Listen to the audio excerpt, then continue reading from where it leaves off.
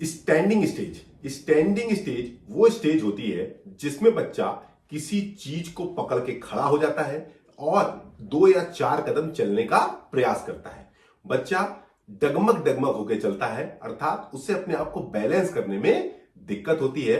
वो इंडिपेंडेंटली जिस तरह से हम लोग चलते हैं उस तरह से नहीं चलता है। इस स्टेज में जो भी बच्चे पहुंचते हैं वो सामान्यतः क्रॉलिंग भी कर रहे होते हैं और स्टैंडिंग स्टेज अर्थात खड़े होकर चलने का भी प्रयास करते हैं। जितना ज्यादा बच्चा क्रॉलिंग करेगा उतनी ही जल्दी उसकी फिजिकल स्ट्रेंथ मजबूत होती जाएगी, उसके लेग्स में स्ट्रेंथ आती जाएगी और वो स्टैंडिंग स्टेज और आगे आने वाली रनिंग स्टेज को भी उतना ही अच्छा कर पाएगा। हमारी इस एक्टिविटी का उद्देश्य अपने बच्चों को नेक्स्ट स्टेज में ले जाने का बिल्कुल भी नहीं है।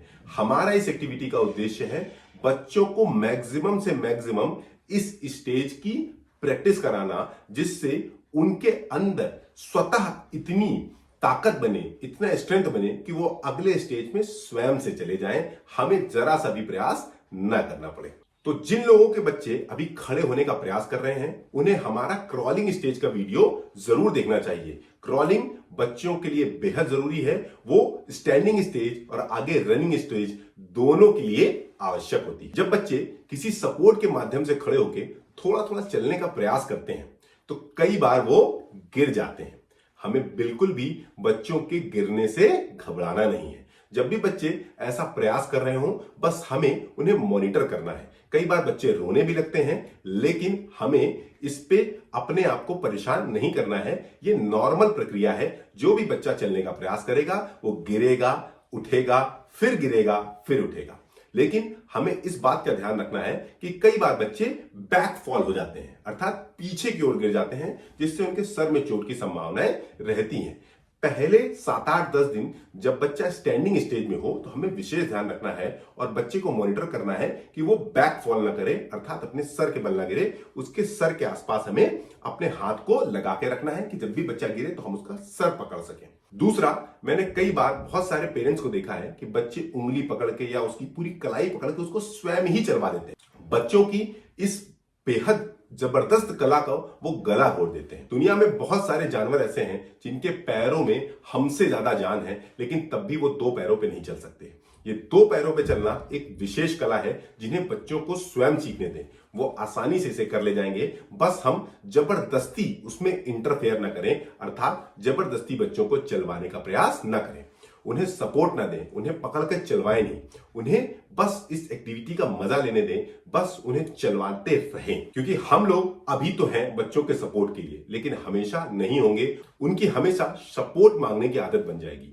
बहुत सारे फिल्म स्टार और बहुत सारे क्रिकेटर्स के लड़के इसीलिए ज्यादा तरक्की नहीं कर पाते क्योंकि उनको कदम कदम पे सपोर्ट मिलता है और वो एक इंडिपेंडेंट इंसान नहीं बन पाते हैं।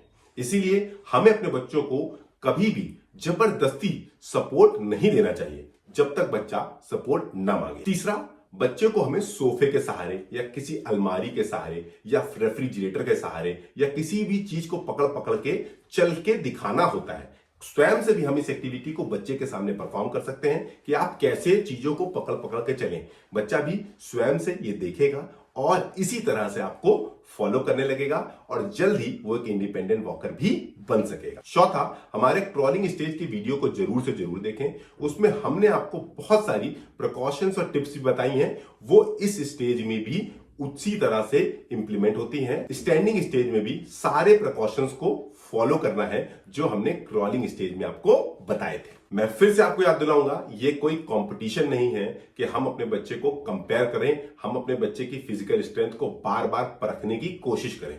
हमें धैर्य रखना होगा। बच्चे धीरे धीरे ही इन एक्टिविटीज को सीखेंगे। इन एक्टिविटीज को सीखने में समय लगता है।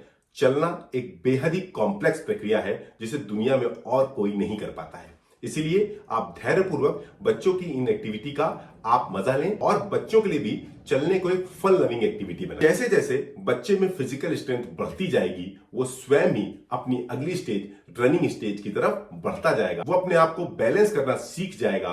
वो धीरे धीरे अपने आप दौड़ने लगेगा, हल्का हल्का इंडिपेंडेंटली वॉक करने लगेगा और हम लोग की रनिंग स्टेज की ओर बढ़ने लगेगा। कोशिश करें क्रॉलिंग स्टेज को ज्यादा से ज्यादा प्रमोट करें, लंबे से लंबे समय तक कराएं। कोशिश करें अब 1 से 2 घंटा 3 घंटा क्रॉलिंग स्टेज को प्रमोट करें। बच्चा जितना ज्यादा क्रॉल करेगा उतना ज्यादा बच्चा अच्छे से स्टैंडिंग स्टेज और रनिंग स्टेज को जल्दी अचीव करेगा।